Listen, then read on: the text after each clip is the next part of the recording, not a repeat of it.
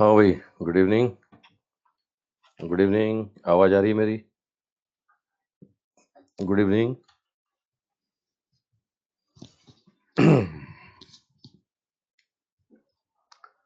हाँ भाई, good evening. आवाज आ रही है? मेरी आवाज सुन पा रहे हैं? सब परफेक्ट है? सब बढ़िया? जो स्क्रीन शेयर किया वो दिखा आपको? चलो भाई, ये लास्ट कुछ कंसेप्ट बचे थे अपने इसके। लास्ट बर्नौली थ्योरम का एप्लीकेशन पार्ट में आपको बता रहा था।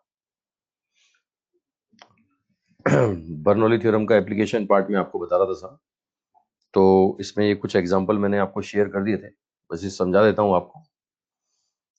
ठीक है, ये बर्नौली थ्योरम में मैंने आपको ये एग्जांपल दिया था एटोमाइजर, ये स्प्रेयर। इसमें क्या करते हैं साहब, इसमें बिल्कुल ये एक रबड़ का बल्ब होता है, गुब्बारा टाइप बोल दो। इसको कंप्रेस करते हैं, दबाते हैं, तो उससे क्या होता है, वैक्यूम क्रिएट होता है। ठीक है, ये मैं आपको बताऊं, घर में वो मॉइस्चराइजर की क्रीम आपने देखी हो, है ना? मॉइस्चराइजर की क्रीम को भी ऊपर से कंप्रेस करते हैं, या शैम्पू की बोतल देखी हो, है ना? क्या करते हैं, सलून वालों के पास होता है वो स्प्रे करने वाला, है ना? कटिंग कराने जाते हैं अपन, तो वहाँ उन लोगों के पास भी होता है ऐसा। ठीक है, क्या करते हैं वो, इसको बार बार ऊपर नीचे, सलून वाले को देखोगे तो वो क्या करता है, वो पुश करता है ना? इसमें क्या करते हैं, ये जो फोटो दिख रहा है इसमें रबड़ की बॉल है, इस रबड़ की बॉल को कंप्रेस करते हैं। या घर में मॉइस्चराइजर वाला देखा हो आपने, ठीक है, या परफ्यूम वाला केस देखा हो, तो उसमें अपन क्या करते हैं, मॉइस्चराइजर के केस में उसको कंप्रेस करते हैं। ऐसा करने से क्या होता है, वेलोसिटी डिफरेंस क्रिएट होता है, और वेलोसिटी डिफरेंस क्रिएट होगा ना, उससे प्रेशर डिफरेंस क्रिएट होगा। प्रेशर डिफरेंस क्रिएट होगा तो सीधी सी बात है, क्या होगा, ये फोर्स लगेगा, ये लिक्विड ऊपर चढ़ के आ जाएगा, या मॉइस्चराइजर, क्रीम, ठीक है, शैम्पू, वो अपने आप ऊपर चढ़ जाएगा।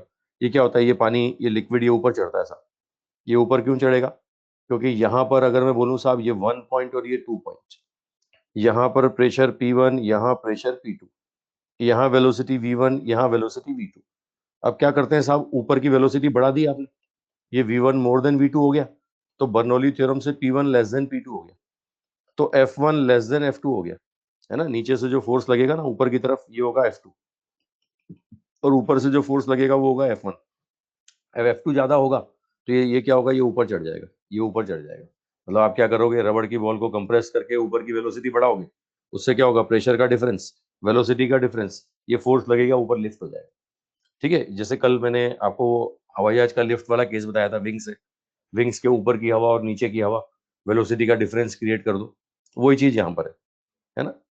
अच्छा, ये पिंग पैंग बॉल वाला, ये पिंग पैंग बॉल, ये बचपन में खेली हो, वो मुंह में क्या करते हैं, फूंक मारते हैं, और वो बॉल टाइप होती है, वो हवा में बैलेंस हो जाती है।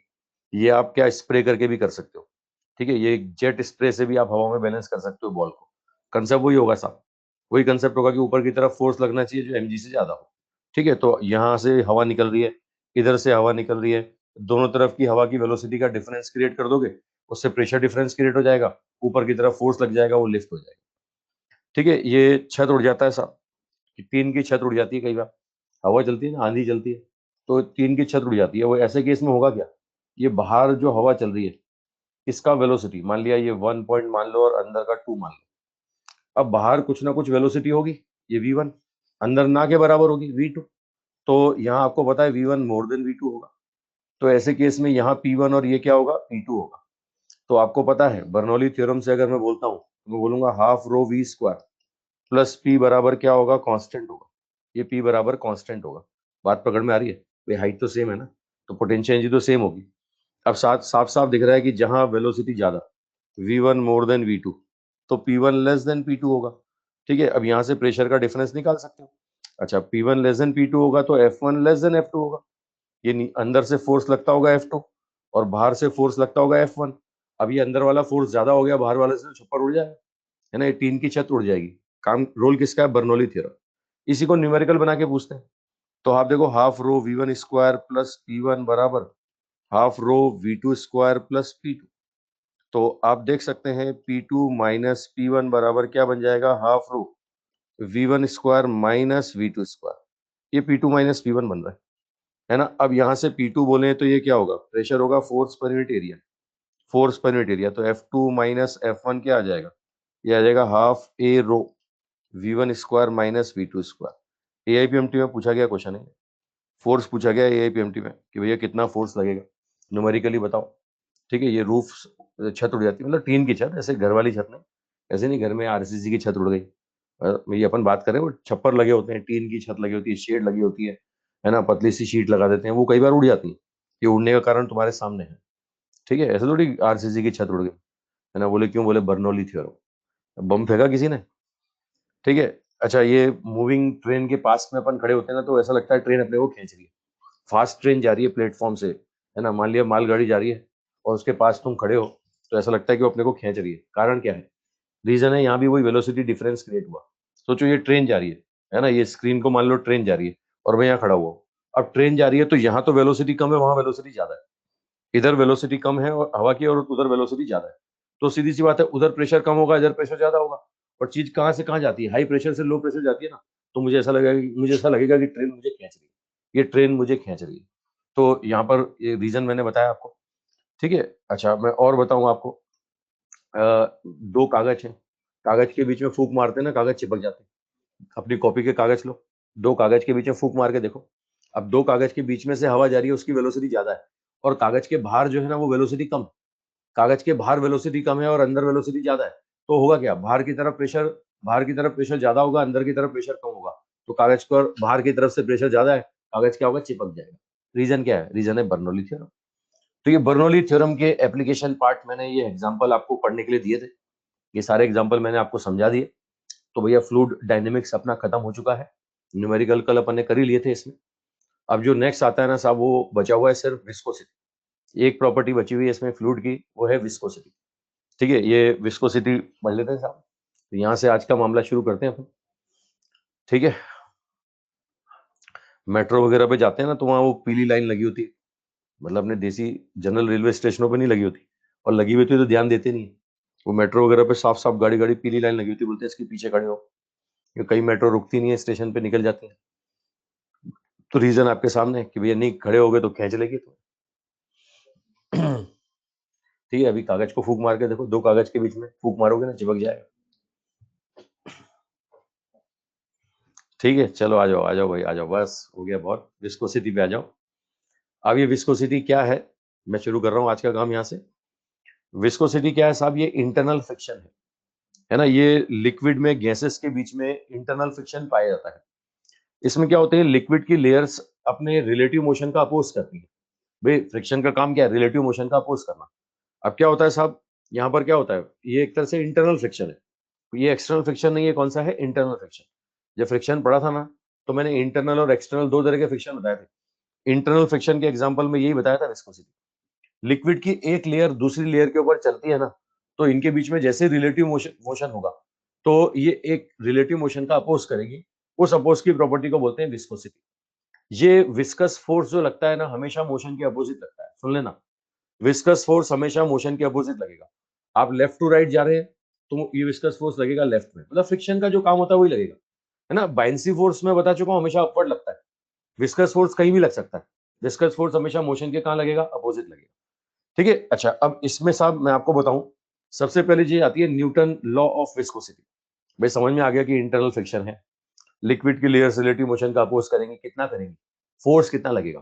वो फोर्स का फॉर्मूला बना के दिया न्यूटन साहब ने, है ना। ये हर जगह आते हैं साहब, ग्रेविटेशनल फोर्स भी इन्होंने बताया। कोई ना कोई साइंटिस्ट आता है, मतलब फोर्स बता रहे, है ना। कूलाम, वहाँ चार्ज के बीच में कूलाम फोर्स आता है साहब, मास के लिए ग्रेविटेशनल फोर्स आता है। यहाँ भी न्यूटन साहब ने बताया साहब, न्यूटन लॉ ऑफ विस्कोसिटी। ये क्या बोलते हैं कि साहब दो लेयर्स हैं, मान लिया मैं दो लेयर तुम्हारे सामने बना रहा हूँ, ये पहली लेयर, ये दूसरी लेयर। दोनों की वेलोसिटी में डिफरेंस है, देखो। इसकी वेलोसिटी v है, इसकी v प्लस डेल वी थोड़ी सी ज्यादा है, मतलब दोनों के बीच में रिलेटिव मोशन होगा। दोनों के बीच में रिलेटिव मोशन होगा, तो ये रिलेटिव मोशन का अपोज होगा सर, है ना। अपोज होगा तो कौन करेगा? विस्कस फोर्स करेगा।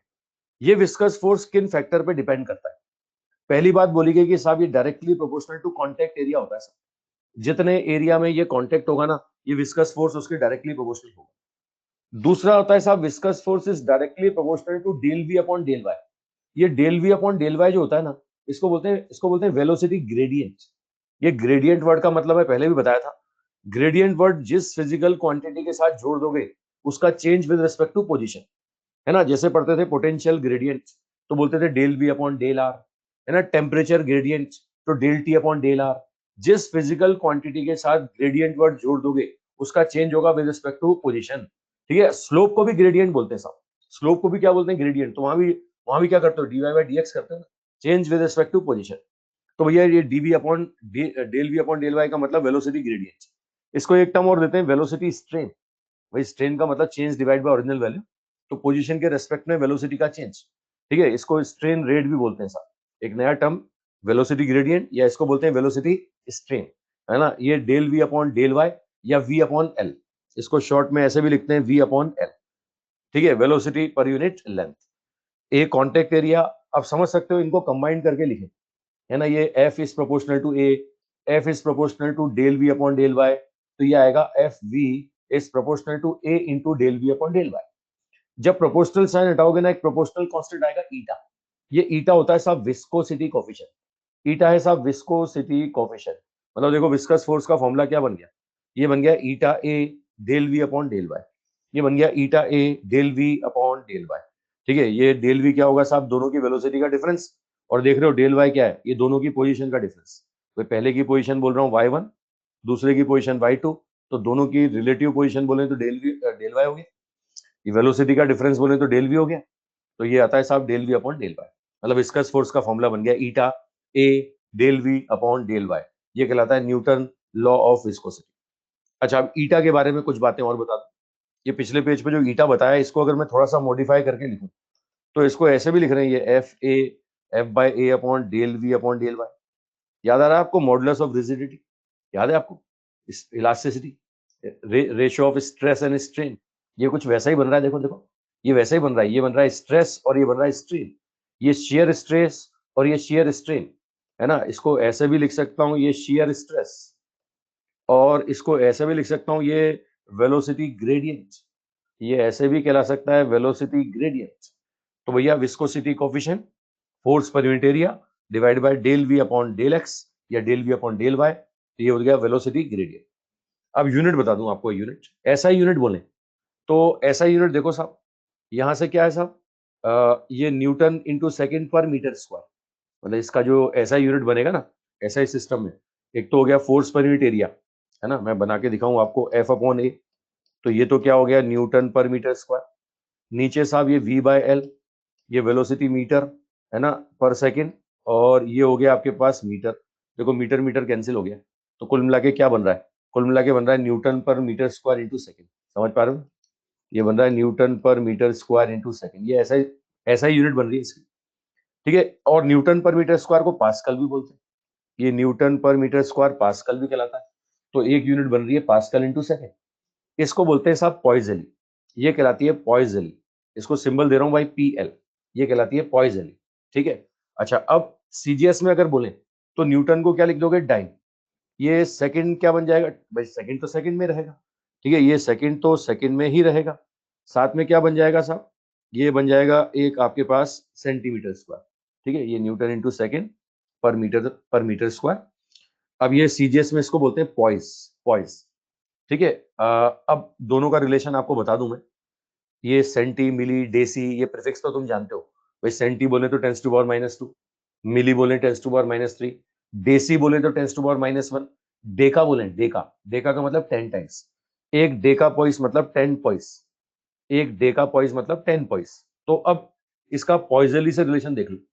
एक पॉइजली बराबर होता है एक पॉइजली बराबर एक डेका पॉइस, एक पॉइजली बराबर एक डेका पॉइस। इन्फॉर्मेटिव है, 10 टाइम्स होता है। मतलब कुल मिला के एसआई यूनिट सीजीएस यूनिट का 10 टाइम्स होता है ना। एसआई में जो इसकी यूनिट है ना, वो सीजीएस की यूनिट का 10 टाइम्स है। एक पॉइजली बराबर 10 टाइम्स ऑफ पॉइस, यानी या बोल सकते हैं डेका पॉइस। मतलब मैं ऐसे लिखूं, 1 पॉइजली बराबर क्या होता है, 10 पॉइस। ठीक है, और 10 की जगह डेका लिख देते हैं सर। ये डायमेंशन वाइमेंशन तो तुम्हारे भरोसे छोड़ता ही हूँ। डायमेंशन तो हमेशा हर चैप्टर में, हर यूनिट, हर फिजिकल क्वांटिटी की आ रही है, और तुम्हारे भरोसे छोड़ी मैं इतनी उम्मीद में कि तुम डायमेंशन बना लोगे। रख सकता हूँ इतनी उम्मीद। चलो क्वेश्चन पे आ जाओ, क्वेश्चन पे आ जाओ।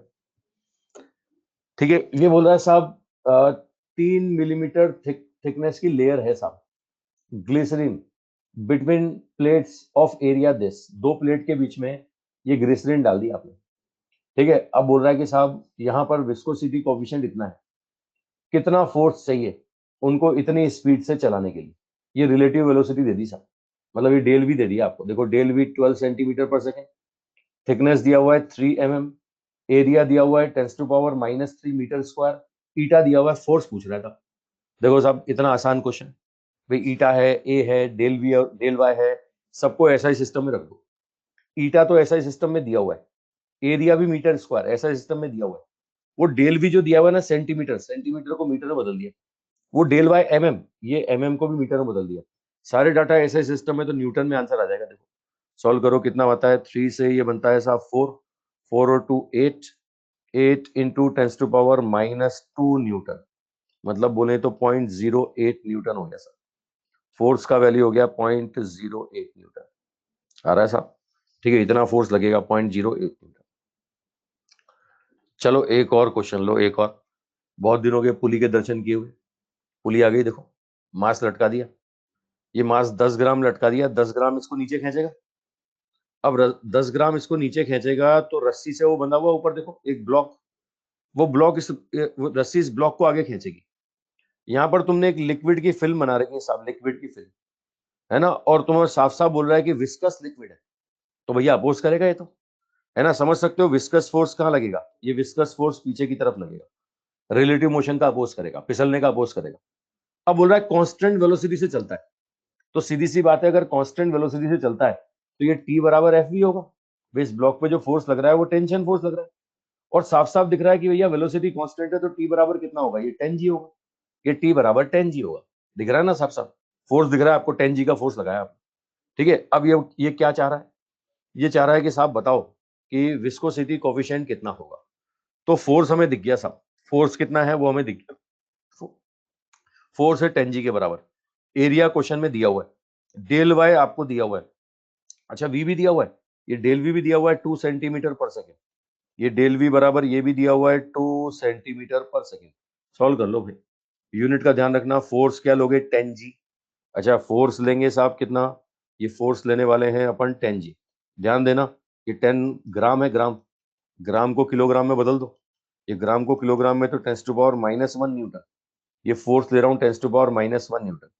एरिया कितना दिया है साहब, एरिया दिया है सेंटीमीटर स्क्वायर में, भैया इसको भी मीटर स्क्वायर में बदल दो, ये 10⁻⁴, ये 1 सेंटीमीटर स्क्वायर होगा 10⁻⁻4 मीटर स्क्वायर।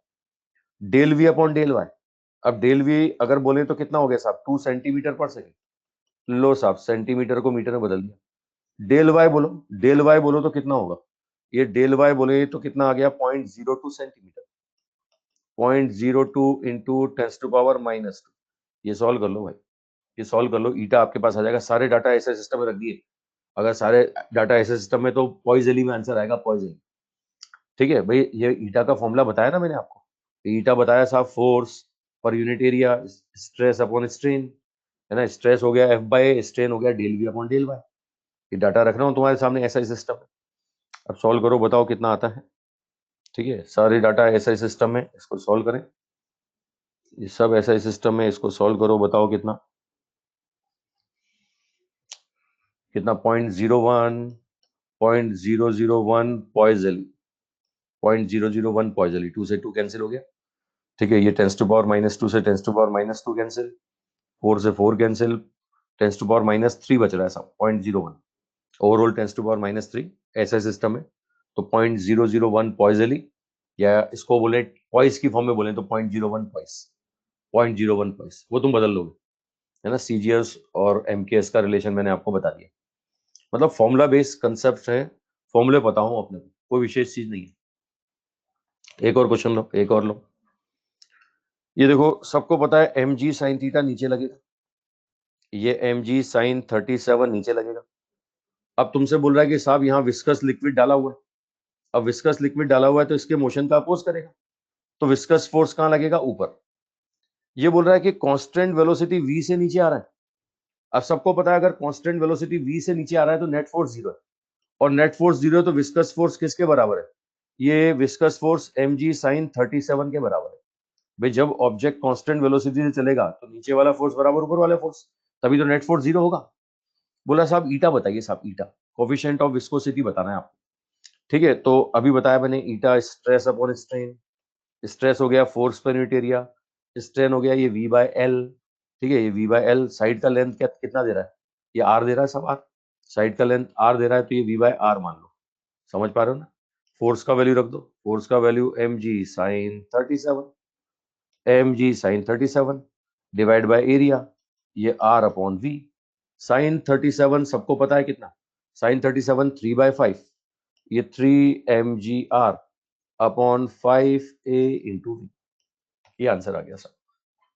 ठीक है, एक सॉरी, साइड का लेंथ ए दिया हुआ है, वो डेंसिटी दे रहा है आर, कोई बात नहीं, साइड का लेंथ ए है तो ए लिख देते हैं, ये लो ए लिख दो, ये स्मॉल ए दिया हुआ है, स्मॉल ए लिख दो, ये लो साइड का लेंथ स्मॉल ए, ये क्यूब की भाई इतनी लेंथ पे लगेगा ना, ये लेंथ ए दिया हुआ है, ये लेंथ दिया हुआ है ए, है ना, तो ए लिख दिया अपन ने, तो आ गया 3 mga upon 5a into V. अब एरिया कितना होगा साहब, एरिया होगा ए स्क्वायर, एरिया भी रख दो, ये आएगा 3 mga upon 5 area square into V, तो ईटा का वैल्यू 3 mg अपॉन 5 av, ये 3 mg अपॉन 5 av।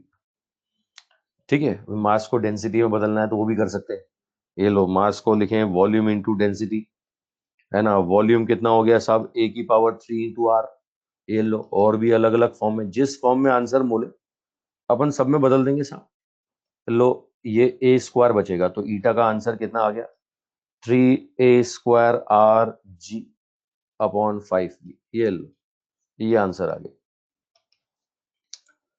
कंसेप्ट पकड़ में आ गया भाई, बहुत सिंपल, बहुत आसान कंसेप्ट, कर लोगे भाई? ठीक है, कर लोगे, हो जाएगा। डेंसिटी आर की फॉर्म में लिख दिया ना, एक मिनट, थिकनेस भी तो दिए, थिकनेस थिकनेस थिकनेस, एक मिनट, थिकनेस दिए भाई, थिकनेस दिए, थिकनेस दिए, रुकना रुकना रुकना, थोड़ी सी गड़बड़ कर दी अपन ने, मैं दोबारा सॉल्व करता हूँ, मैं पूरा दोबारा सॉल्व करूंगा, मैं पूरा दोबारा करूंगा। लो, इसमें सारे डाटा, अरे क्या है, पहले डाटा पे नजर मार लेनी चाहिए, डाटा क्या क्या दिया है, किस फॉर्म में आंसर लाना है। भाई कंसेप्ट तो अपने को पकड़ में आ गया, लेकिन डाटा जो दे रहा है उसकी फॉर्म में बदलना पड़ेगा ना, थिकनेस भी दे रखी है उसने, वो थिकनेस थिकनेस थिकनेस की फॉर्म में बदल रहा हूँ उसको, रुको, ये v बाय थिकनेस कितना है साहब, t, फोर्स कितना हो गया साहब 3/5 mg, एरिया कितना हो गया साहब, एरिया हो गया a स्क्वायर, ये वेलोसिटी इंटू टी, है ना। अब ऊपर बोलेंगे mass volume into density, volume a की पावर 3, डेंसिटी हो गया r, ये gt upon a square b।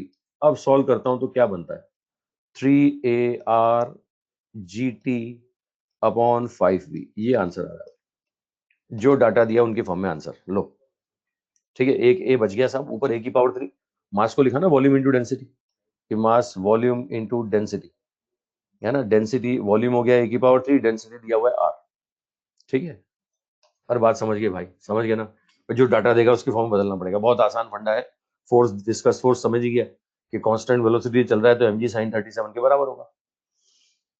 ठीक है, चलो अब लास्ट कंसेप्ट है इसमें, स्टॉक लो या टर्मिनल वेलोसिटी का कंसेप्ट, है ना।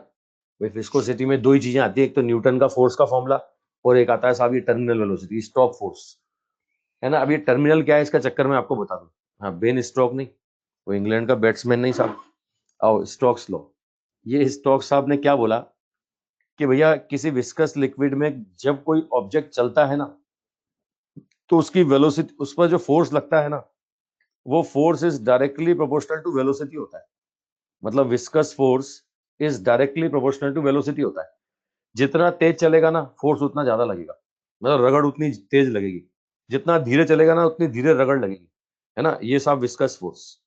अब मैं इसमें एग्जांपल दे रहा हूं साहब, एक ये बॉल है, इस बॉल को मैंने विस्कस लिक्विड में ड्रॉप कर दिया, अब बॉल को अगर मैं विस्कस लिक्विड में ड्रॉप करता हूं तो तुम्हें पता है mg तो नीचे लगेगा, और इसमें भी कोई झगड़ा नहीं है कि बायंसी फोर्स हमेशा ऊपर लगेगा, है ना, ये तैरे, ये डूबे, बायंसी फोर्स हमेशा ऊपर लगता है, mg हमेशा नीचे लगता है, दो फोर्स की मैं गारंटी लेता हूं, mg हमेशा नीचे लगेगा, बायंसी फोर्स हमेशा ऊपर लगेगा, विस्कस फोर्स की कोई गारंटी नहीं है, वे फ्रिक्शन की गारंटी नहीं है, फ्रिक्शन पलटी मार जाता है तुम्हें पता है, फ्रिक्शन हमेशा मोशन के अपोजिट, आप नीचे जा रहे हैं तो ऊपर लगेगा, ऊपर जा रहे हैं तो नीचे लगेगा।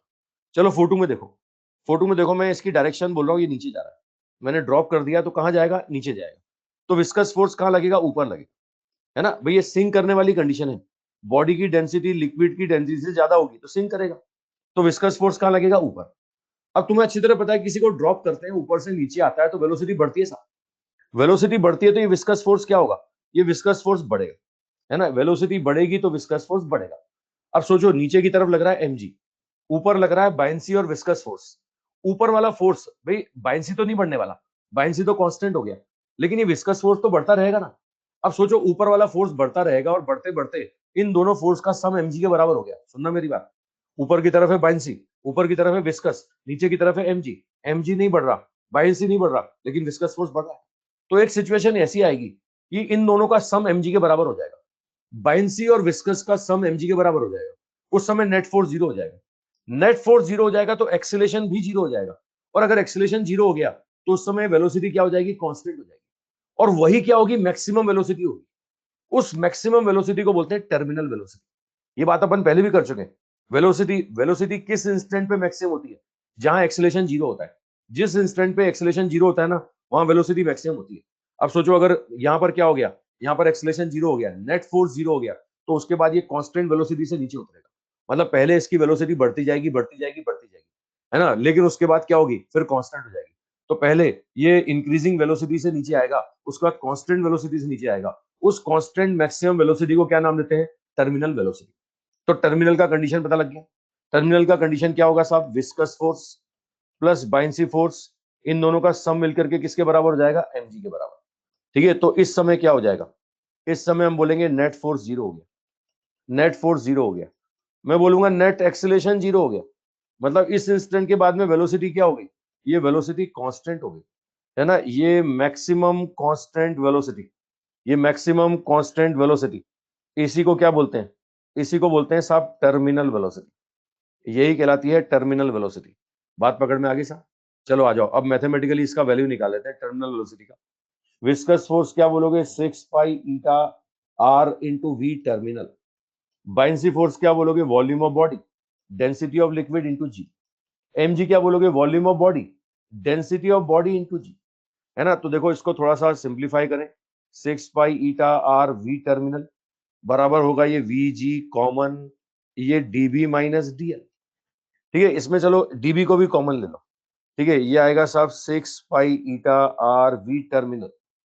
ये यहां से वॉल्यूम लिखूंगा मैं 4 पाई 3 पाई आर क्यू, है ना। ये density of body into G, 1 minus DL upon DB, 1 minus DL upon DB. समझ पा रहे हो मैं क्या क्या कर रहा हूँ? अब यहां से सॉल्व करता हूं तो टर्मिनल वेलोसिटी का रिजल्ट क्या बन रहा है? ये 2 से कैंसिल करेंगे, 2 टाइम्स, ये 3 टाइम्स, ये बनेगा साहब 2 पाई बाय 9, है ना, आर स्क्वायर। ये बन जाएगा साहब dB into G, 1 minus DL upon DB. ये डिवाइडेड बाय क्या आ जाएगा? डिवाइडेड बाय साहब एक आर तो कैंसिल हो चुका है, सिर्फ क्या बचेगा? ईटा बचेगा, ईटा, है ना, ये ईटा। अच्छा, पाई से पाई कैंसिल हो चुका है, ये पाई से पाई कैंसिल हो चुका है, 2/9। ये साहब टर्मिनल वेलोसिटी का फॉर्मूला बन रहा है। अगर स्पेरिकल ऑब्जेक्ट को तुमने विस्कस लिक्विड में छोड़ा, किसी स्पेरिकल ऑब्जेक्ट को अगर विस्कस लिक्विड में ड्रॉप करेंगे ना, तो यहाँ पर ये टर्मिनल वेलोसिटी का फॉर्मूला है, 2/9 R square DB into G upon eta, 1 minus DL upon DB. Concept पकड़ में आ रहा है साहब? ठीक है, इसमें याद रखने वाली बात सिर्फ है प्रोपोर्शनल टू आर स्क्वायर, है ना। ये terminal velocity is proportional to R square. ये फॉर्मूला याद रहता तो बहुत बढ़िया, तो बनाना क्यों सिखा रहा हूँ, मेथड क्यों सिखा रहा हूँ? कि भैया सीधे सीधे देखो कौन कौन से फोर्स कहाँ लगते हैं। mg नीचे लगता है, बायंसी ऊपर लगता है, नीचे आ रहा है तो विस्कस ऊपर लगता है। ठीक है, तो भैया टर्मिनल वेलोसिटी का फॉर्मूला क्या है? ये 2/9, है ना, 2/9 R square DB into G upon eta, 1 minus DL upon DB. ये सब टर्मिनल वेलोसिटी का फॉर्मूला है भाई, है ना। ये टर्मिनल वेलोसिटी आएगी 2/9। तो ये आप देख सकते हो प्रोपोर्शनल टू क्या आ रहा है? प्रोपोर्शनल टू आर स्क्वायर आ रहा है। जितना बड़ा गोला होगा ना, टर्मिनल वेलोसिटी उतनी ज्यादा होगी, है ना। गोले के साइज पे डिपेंड कर रहा है। देखो देखो भाई, डीएल डीबी पे तो कर ही रहा है, बॉडी की डेंसिटी, लिक्विड की डेंसिटी, उन सब पे करता है, लेकिन साथ में साइज पे भी करता है। देखो जितना बड़ा गोला, मैं तुम्हें बोलूं 2 गोले हैं, एक गोला आर और एक 2R, है ना, दोनों को सेम लिक्विड में डाल दिया, दोनों का मटेरियल सेम है ना, दोनों कॉपर के बने हुए गोले, दोनों को सेम विस्कस लिक्विड में डाला जाए, एक छोटा गोला एक बड़ा गोला, तो टर्मिनल वेलोसिटी बड़े गोले की क्या होगी? ज्यादा होगी। ये फॉर्मूला साहब गोलों के लिए, क्यूब के लिए फॉर्मूला नहीं है, है ना। ये फॉर्मूला क्यूब के लिए नहीं है, ध्यान ध्यान रखना। कोई और अगर शेप दे करके बोलता है तो इसी तरीके से आंसर बना लेना। ये फॉर्मूला सिर्फ स्पेरिकल ऑब्जेक्ट के लिए है, सबके लिए ये फॉर्मूला नहीं है ना। और पूछेगा भी क्वेश्चन स्पेरिकल ऑब्जेक्ट का, घबराओ मत। ऐसे थोड़ी बेलन पकड़ा देगा, क्यूब पकड़ा देगा, तो बोले इनका बताओ, है ना। ये गोले के लिए क्वेश्चन बनता है, गोले के लिए आंसर मैंने बता दिया। अब ग्राफिकली सुनो, ग्राफ समझो, ग्राफ समझो, रुकना, मेरी बात ढंग से सुनना। ये वेलोसिटी और टाइम का ग्राफ अगर मैं बनाऊं तो कैसा बनता है। तुम्हें पता है कि पहले वेलोसिटी बढ़ा, है ना। पहले तो क्या हो रहा है, ठीक है, पहले तो यहाँ पर वेलोसिटी बढ़ रहा है, और उसके बाद क्या हो गया, उसके बाद वेलोसिटी क्या हो गया, वेलोसिटी कांस्टेंट हो गई। ठीक है, अब ग्राफ देखो, पहले मैंने बढ़ाया और फिर कांस्टेंट किया। ग्राफ पे गौर करना, ग्राफ में पहले मैंने बढ़ाया और फिर कांस्टेंट कर दिया। देखो, पहले बढ़ाता रहा फिर कांस्टेंट कर दिया। ठीक है, कांस्टेंट कर दिया मतलब टर्मिनल के बराबर कर दिया। लेकिन देखो, ग्राफ भी देखो, मैं जो बना रहा हूँ, ये बढ़ाने में ऐसा लीनियर ना बना के नॉन लीनियर बना रहा हूँ। चलो नॉन लीनियर बना रहा हूँ, जो बना रहा हूँ, मैं ऐसा भी तो बना सकता था ना, ये लो ऐसे बना के ऐसे करता। लेकिन देखो, मैंने इसका स्लोप कंटिन्यूअसली कम करते हुए बनाया। ग्राफ पे गौर करना, ये तो सबको दिख गया कि वेलोसिटी बढ़ गया, कांस्टेंट हो गया। इसके स्लोप पे गौर करो, इसका स्लोप कंटिन्यूअसली कम हो रहा है, ये स्लोप कम हो रहा है। स्लोप कम हो रहा है, इसका मतलब वेलोसिटी के बढ़ने की रेट कम हो रही है, मतलब एक्सीलरेशन कम होता जा रहा है। कारण तुम्हें पता है, कारण तुम्हें पता है, पिछले पेज पे चलो कि भैया क्या था, ये विस्कस फोर्स बढ़ता जा रहा था, ये विस्कस फोर्स बढ़ता जा रहा है, इसलिए नेट फोर्स बढ़ता जा रहा है। नेट फोर्स बढ़ता जा रहा है तो नेट एक्सीलरेशन कम होता है, नेट एक्सीलरेशन कम होता जा रहा है। समझ पा रहे हो ना यहाँ पर भाई, यहाँ पर बायंसी कांस्टेंट है, mg कांस्टेंट है, लेकिन विस्कस बढ़ गया, विस्कस बढ़ गया तो नेट फोर्स तो कम हो गया ना। और अगर नेट फोर्स कम हो गया तो एक्सीलरेशन कम हो गया। तो ये स्लोप यही तो बता रहा है, ये स्लोप कम होना क्या बता रहा है कि भैया एक्सीलरेशन कम होता जा रहा है। कंसेप्ट पकड़ में आ रहा है साहब। ठीक है, तो यहाँ पर ग्राफ देख लो, ग्राफ में पहले वेलोसिटी को बढ़ाया, है ना, उसके बाद वेलोसिटी को कांस्टेंट किया। अगर मैं पहले वेलोसिटी को बढ़ा रहा हूँ ना, तो स्लोप को कम कर रहा हूँ, ये एक्स की तरफ झुका रहा हूँ। पता है ना, काइनेमेटिक्स पढ़ा यार अपन, है ना। अपन ग्राफ देख के बता देंगे कब स्लोप बढ़ेगा कब घटेगा। वो एक्स की तरफ झुकेगा तो स्लोप घटेगा, वाई की तरफ उठेगा तो स्लोप बढ़ेगा। ये एक्स की तरफ झुका रहा हूँ, देखो, पहले वेलोसिटी बढ़ाया फिर कांस्टेंट, लेकिन स्लोप पहले घटता रहा। आई थिंक बात पकड़ में आ गई साहब, टर्मिनल वेलोसिटी का कंसेप्ट समझ में आ गया। ठीक है, आओ साहब आओ, इसका मैं यूज बताऊं, टर्मिनल वेलोसिटी कहाँ कहाँ काम आ रहा है। ये क्या बोल रहा है श्रुति बेटा, क्या बोल रहे हो, विस्कस फोर्स K4 कहाँ से आया, कहाँ से आया। ये स्टोक साहब ने बताया ना, ये फॉर्मूला है। मैंने कहा ना, स्टोक ने बताया ये फॉर्मूला है, ये फॉर्मूला स्टोक ने बताया, 6π η/RV।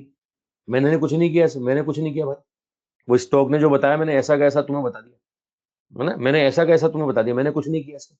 ये फॉर्मूला पता होना चाहिए, इसमें मेरा कोई हाथ नहीं है ना। इसका कोई प्रूफ भी नहीं मांगेगा तुमसे, कोई डेरिवेशन नहीं मांगेगा। ये याद रखना कि स्टोक ने बताया साहब। विस्कस फोर्स का डायरेक्शन हमेशा मोशन के अपोजिट होगा, हमेशा मोशन के अपोजिट। ठीक है, आओ इसका एप्लीकेशन पार्ट देखो, यूज देखो। ये ऊपर से बारिश की बूंदें गिरती हैं साहब, है ना, बारिश की बूंदें गिरती हैं। और तुम्हें पता है कि साहब, किसी को अगर मैं ड्रॉप कर दूं वैक्यूम में, किसी को अगर वैक्यूम में ड्रॉप कर दूं, तो एच गिरने के बाद वेलोसिटी √2gh होता है। और अगर एच बढ़ता जाएगा तो वेलोसिटी क्या होगा, बढ़ता जाएगा। अगर यहाँ वैक्यूम होता ना, तो बाहर बारिश जब होती, तो बारिश नहीं होती, फिर तो गोलियां चलती, है ना। बारिश की बूंदें तुम्हारी गाड़ी में छेद करके निकल जाती, छाते में छेद करके निकल जाती, क्योंकि वेलोसिटी बहुत ज्यादा होता है, √2gh। एच का वैल्यू, वही हाइट कितनी, बादल की हाइट 2 किलोमीटर, 3 किलोमीटर, 10 किलोमीटर। सोचो एच का वैल्यू, वेलोसिटी का वैल्यू बहुत ज्यादा होगा, है ना। वेलोसिटी का वैल्यू बहुत ज्यादा होगा तो ऐसे तो गोलियां चलेंगी साहब। जिन जिन दिनों बारिश होगी उन दिनों तो बाहर निकलना ही अपराध हो जाएगा। तो रीजन तुम्हारे सामने, वैक्यूम नहीं है, वैक्यूम नहीं है, मीडियम का रेजिस्टेंस होता है।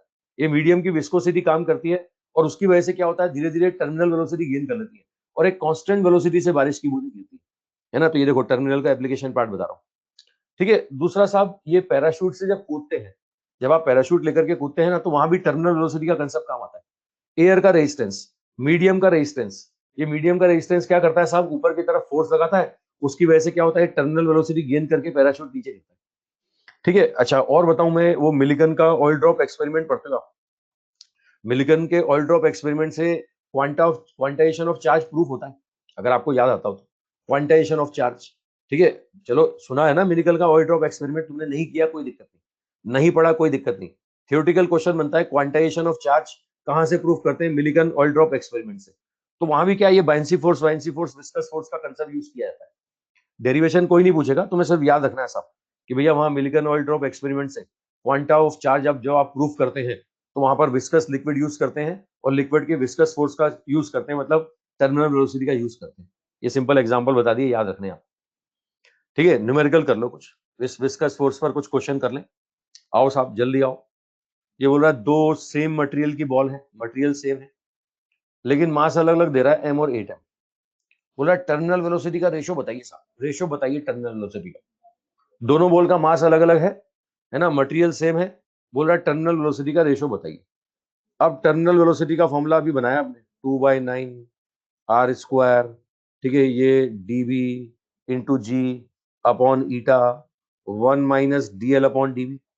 अभी अभी फॉर्मूला बनाया आपने। लिक्विड सेम है दोनों के लिए, दोनों का बॉडी का डेंसिटी सेम है, तो प्रोपोर्शनल टू r² हो गया ना। अब r² हो गया तो r पता लगाओ ना। मास होता है साहब volume into density, volume into density. Volume spherical है तो 4π3πr3। ठीक है, तो यहां से देख रहे हैं r is proportional to m की power 1/3। r is proportional to m की पावर 1/3, तो ये हो गया r²। ये बन जाएगा m की पावर 2/3, m की पावर 2/3। रेशो निकाल लो साहब, टर्मिनल वेलोसिटी का रेशो निकाल लो, तो ये हो गया m, ये हो गया 8m, पावर कितना हो गया 2/3। ये 8 क्या लिखोगे, 8 लिखोगे 2 की पावर 3, और ये पूरे की पावर 2/3, ये पूरे की पावर 2/3। सॉल्व कर लो, 1/2 की पावर 3, यानी आंसर आ गया 1:8। आंसर 1:8। ठीक है, ये 2 की पावर 3 और उसकी पावर 2/3, तो 1:8 आ गया ना। आई थिंक बात पकड़ में आ गई सब। अरे 1:4 नहीं, 1:8 आ रहा है, कर क्या रहे हो भाई। हाँ सॉरी सॉरी सॉरी, 1:4 आ रहा है। ओके ओके ओके, ये पावर 2 बचा, पावर 2, 3 कैंसिल हो गया, 3 कैंसिल, 2 की पावर 2, तो 1:4, 1:4। चलो एक और लो, एक और लो, एक क्वेश्चन और लो। टर्मिनल स्पीड दिया हुआ है साहब गोल्ड का, स्पेयर ऑफ गोल्ड, सोने का गोला है, सोने का गोला। देखो बताओ, लोग वाग सोने का गोला छोड़ते हैं, है ना। देखो विस्कस लिक्विड में और कुछ नहीं, सोने का गोला छोड़ रहे हैं। ये टर्मिनल वेलोसिटी दिया हुआ है। अब बोल रहा है कि साहब कॉपर का गोला छोड़ेंगे सेम साइज का, है ना। लोग बाग टर्मिनल वेलोसिटी नहीं निकालेंगे, कॉपर छोड़ के सोना उठा के ले आएंगे, है ना। वो बोल रहा है कि बताओ वेलोसिटी बताओ, साइज सेम है। बोला साहब वेलोसिटी बताओ। चलो आ जाओ साहब, वेलोसिटी पे आ जाओ। टर्मिनल वेलोसिटी 2, ये क्या होगा साहब, r² dv into G upon कितना साहब। ठीक है, ये यहाँ से 9 ईटा 1 - dl/dv। ठीक है, चलो इसको मैं dv को अंदर ले आता हूँ, dv को अंदर ले आता हूँ, है ना भाई। देखो दोनों बॉडी की डेंसिटी, दोनों केस में बॉडी की डेंसिटी भी अलग अलग है। लिक्विड तो सेम है ना, साइज सेम है, सब कुछ सेम बोल रहा है, बस वो बॉडी की डेंसिटी अलग अलग दे रहा है, टर्मिनल वेलोसिटी। तो अब साइज से नहीं, डीवी से कंपेयर करना है अपने को। तो यहां से टर्मिनल वेलोसिटी अगर मैं बोलूं, ये वीटी इज प्रोपोर्शनल टू, ये आ जाएगा डीवी माइनस डीएल। ये proportional to DV minus DL आ जाएगा। समझ पा रहे हो ना। तो डीवी को अंदर मल्टीप्लाई कर दिया मैंने, बाकी सब कांस्टेंट है, ईटा कांस्टेंट है, साइज कांस्टेंट है। अब कंपेयर कर लो, एक का दिया है, दूसरे का पूछा है। जब भी ऐसा बोले कि भैया इसका इतना, उसका कितना, कंपैरिजन करना होता है सर। लो साहब, बॉडी 2 कॉपर है, कॉपर का डेंसिटी कितना है, ये बॉडी 2 कॉपर, तो density of copper minus density of liquid. पहले कौन था, पहले गोल्ड था साहब। ये लो साहब, ये AU माइनस DL, तो सॉल्व करो। ये D कॉपर, V कॉपर बराबर V gold. Density of copper कितना दिया है साहब, ये 8। लिक्विड की डेंसिटी कितनी है, 3, है ना। ये AU की डेंसिटी, यहां से ये गोल्ड की डेंसिटी 13 -3। सॉल्व करो भाई, कितना 0.4, ये हो गया 5/10, तो 0.2 आ गया भाई, 0.2 मीटर पर सेकेंड। आंसर आ रहा है 0.2 मीटर पर सेकेंड। बात पकड़ में आ गई भाई, बहुत आसान, बहुत सिंपल, बहुत साधारण। ये आ जाएगा 0.2 मीटर पर सेकेंड। ठीक है, सेम साइज है, 0.2 मीटर पर सेकेंड। क्लियर है साहब, बहुत इजी, बहुत सिंपल, बहुत साधारण। एक और लो, एक और लो, एक क्वेश्चन और लो, और हाथ साफ करो। एयर बबल है 1 सेंटीमीटर रेडियस। ये बोल रहा है साहब ऊपर राइज कर रहा है भाई, हल्की चीज होगी। देखो गोले को डालता था, बॉडी की डेंसिटी लिक्विड्स की डेंसिटी से ज्यादा थी तो नीचे आता था, हल्का होगा तो ऊपर उठेगा ना। अब अगर ये ऊपर उठेगा तो विस्कस फोर्स भी नीचे लगेगा। सुनना मेरी बात, हवा का बुलबुला है, mg में कोई डाउट नहीं, mg हमेशा नीचे है। बाइंसी फोर्स हमेशा मीडियम का ऊपर ही लगता है, है ना। लेकिन अगर ये गोला ऊपर जा रहा है, बबल ऊपर जा रहा है, तो विस्कस फोर्स कहाँ लगने वाला है? नीचे लगने वाला है। ये बात समझ में आ रही है सब? विस्कस फोर्स का डायरेक्शन हमेशा मोशन के अपोजिट, और हल्का है साहब, हवा का बुलबुला है, तो मीडियम के कंपैरिजन में जब बुलबुले की डेंसिटी कम होगी तो बुलबुला ऊपर उठेगा ना, और मीडियम बायंसी फोर्स लगाएगा। वो याद करो, गुब्बारा उड़ाया था हमने, hot air balloon. Hot air balloon में बताया था मीडियम का विस्कस फोर्स, मीडियम का बायंसी फोर्स, मैंने बताया था। अरे एनएलएम में पढ़ा था अपन ने। चलो आ जाओ साहब, ये बोल रहा है इतने mm/सेकंड steady rate through a liquid of density this. Air का डेंसिटी नेग्लिजिबल मान लो। बोल रहा है विस्कोसिटी कोफिशिएंट बताओ साहब। ईटा बताइए साहब, ईटा बताइए। अब ये ऊपर जा रहा है, ठीक है। देखो साहब, मैं टर्मिनल वेलोसिटी का कंडीशन गेन करता हूं। मैं बोलूंगा बाइंसी फोर्स बराबर mg plus viscous force. Buoyancy force क्या होगा साहब? Volume of body, density of air into G. ये क्या बोलेंगे? Volume of body, density of density of medium लेंगे ना, ये डेंसिटी ऑफ मीडियम। ये हवा का बुलबुला है, तो density of air into G. ये 6 pi eta R we. Solve कर लो, सिंपल सिंपल सॉल्व करना है। अच्छा, ये तो मिलीमीटर पर सेकेंड वेलोसिटी दे दिया आपको, टर्मिनल वेलोसिटी, ठीक है। और क्या क्या दिया हुआ है? डेंसिटी दिया हुआ है, हवा नेग्लिजिबल मानना है, रेडियस दिया हुआ है, तो सॉल्व करो। सीधे फॉर्मूला लगाओ टर्मिनल वेलोसिटी वाला। मैं नहीं दिया तो नेग्लिजिबल मान लेंगे, घबराने की जरूरत क्या है। जीरो मान लेंगे, इसको जीरो मान लेंगे। हवा की डेंसिटी को, हवा की डेंसिटी को जीरो मान लो। ईटा सीधे सीधे निकालो। ये क्या दे दिया साहब? डेंसिटी दे दिया लिक्विड का, लिक्विड का डेंसिटी, ये वी लिक्विड। बायंसी फोर्स जहाँ ले रहे हैं अपन, ये बायंसी फोर्स जो ले रहे हैं, ये वी डेंसिटी ऑफ लिक्विड, तो V D L G divide by 6 pi R into V terminal. Volume बोले तो कितना हो गया? 4 pi 3 pi R cube. Radius दिया हुआ है ना, 4 pi 3 pi R cube. Density of liquid into G, 6 pi eta R V terminal. Solve करें, क्या बनता है साहब? 2 से ये नीचे सॉल्व करेंगे, कितना बनेगा? 3, तो 2/9 आर स्क्वायर, पाई से पाई कैंसिल, डीएल जी अपॉन क्या बचेगा? अच्छा, ईटा तो निकाल ही रहे हो भाई, ईटा तो निकाल ही रहे हो। ये आर है, आर है, आर है, ये वी टर्मिनल। अब सॉल्व कर लो, सॉल्व कर लो, डाटा रखे। रेडियस है 1 सेंटीमीटर, 1 सेंटीमीटर सब सीजीएस में रख दे साहब, तो पॉइज में आंसर आ जाएगा। ये लो 1 सेंटीमीटर। डेंसिटी भी दिया हुआ है 1.5 ग्राम पर सेंटीमीटर क्यूब, सीजीएस में रखो। जी का वैल्यू भी 1000 रखो, 1000 सीजीएस में रखो। टर्मिनल वेलोसिटी वो mm/सेकंड में दिया हुआ है ना, एक मिलीमीटर को सेंटीमीटर में बदल दो, तो 10⁻⁻1 सब सीजीएस में, तो ये आंसर आ जाएगा पॉइज में। ये आंसर पॉइज में, सीजीएस में आ गया। यूनिट देख रहे हो ना, पॉइज में आंसर आ गया। ये आंसर आ गया पॉइज में, ठीक है। ये आंसर पॉइज, सॉल्व कर लो इसे। बहुत सिंपल, बहुत साधारण, कर लोगे भाई। ये हवा का डेंसिटी नेग्लिजिबल है, जीरो मान लिया। ये जीरो मान लिया तो वी टर्मिनल आ गया आपके पास। कर लोगे? चलो एक और लो, एक और फटाफट लो। ये बोले 64 स्मॉल ड्रॉप्स थी, एक बड़ी ड्रॉप बन गई। याद है वो बड़ी ड्रॉप? छोटी ड्रॉप, बड़ी ड्रॉप, सरफेस टेंशन ने बताया था। ये स्मॉल एन आर और ये कैपिटल आर, तो वो मैंने आर और आर का रिलेशन बना के दिया था, आर बराबर एन की पावर 1/3 इंटू स्मॉल आर, याद है? वॉल्यूम बराबर करके, ठीक है। अब पूछ क्या रहा है? ये बोल रहा है find constant velocity of big drop, छोटे वाले का वेलोसिटी दिया है। अगर रेडियस स्मॉल आर है ना, तो टर्मिनल वेलोसिटी दे रहा है 10 मीटर पर सेकेंड। बोल रहा है कि रेडियस अगर ये कैपिटल आर हो गया, कैपिटल आर हो गया, तो बोल रहा है बताओ टर्मिनल वेलोसिटी कितना होगा। तो बहुत आसान, टर्मिनल वेलोसिटी का फॉर्मूला क्या था? V T is proportional to R square था। दूसरे केस में निकालना है V T two upon V T one बराबर capital R upon small R का स्क्वायर। और आप देख रहे हैं ये capital R upon small R कितना है? एन की पावर 1/3 है, तो ये बन जाएगा एन की पावर 1/3 का स्क्वायर। एन की पावर 1/3 का स्क्वायर मतलब कितना? ये वी टी टू बराबर वी टी वन एन की पावर 2/3। एन कितना दिया हुआ है? एन दिया हुआ है साहब कितना? 64। 64 की पावर 2/3। अब 64 का मतलब कितना हो गया? ये हो गया साहब, मैं 4 की पावर 3 लिख सकता हूँ। ये पावर 2/3, 3 से 3 कैंसिल, यानी 4 का स्क्वायर। 10 इंटू 4 का स्क्वायर, तो 16, 160 आ रहा है, 160 मीटर पर सेकेंड। मतलब एक छोटी ड्रॉप की वेलोसिटी अगर 10 मीटर पर सेकेंड थी ना, तो बड़ी वाले की वेलोसिटी कितनी होगी? 160 होगी। है ना, ये छोटी छोटी 64 ड्रॉप मिलकर के एक बड़ी ड्रॉप बना रही है, तो ये वेलोसिटी होगी 160 मीटर पर सेकंड। ये शुरू में थियोरेटिकली बोला मैंने, जितना बड़ा गोला होगा वेलोसिटी उतनी ज्यादा होगी। वो 10 थी तो ये 160 है। कंसेप्ट पकड़ में आ गया ना सब? बहुत आसान कंसेप्ट है, ठीक है, बहुत सिंपल, बहुत साधारण सा कॉन्सेप्ट। एक और कर लो, चलो टर्मिनल वेलोसिटी पर एक क्वेश्चन और करो। Ball rises to the surface at constant velocity in a liquid whose density is 6 times that of the material of the ball.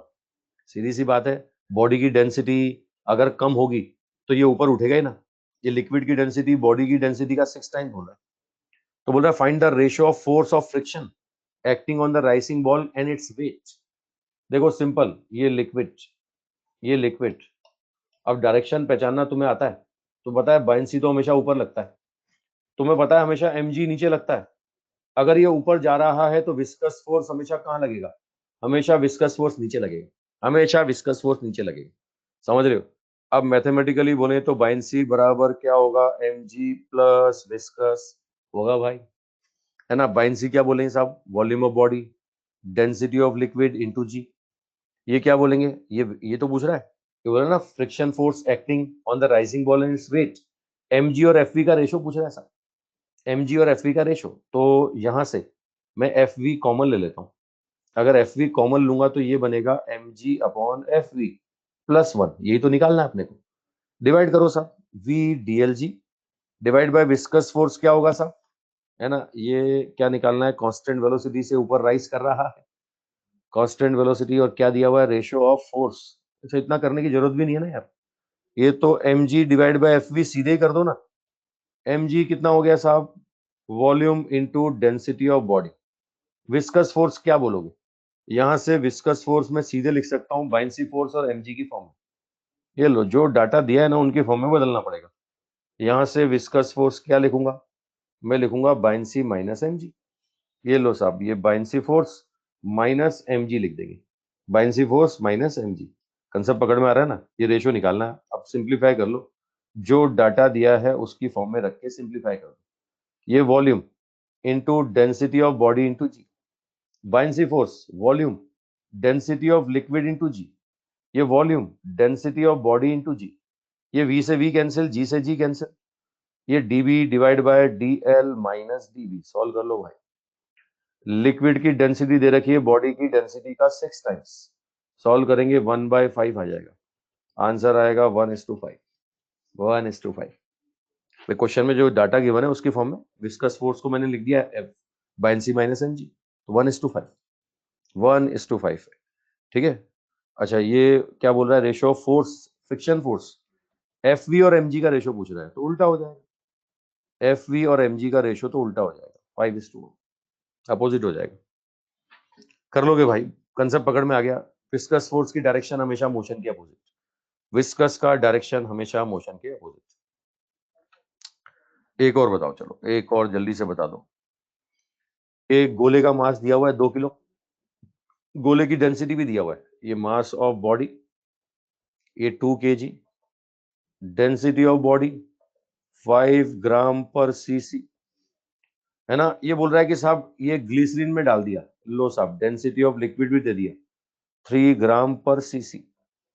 बोल रहा है टर्मिनल वेलोसिटी बताओ, ठीक है, then find magnitude of viscous force acting on the sphere, है ना। ये बोल रहा है साहब टर्मिनल वेलोसिटी गेन कर लिया ना, तो विस्कस फोर्स बताओ कितना होगा।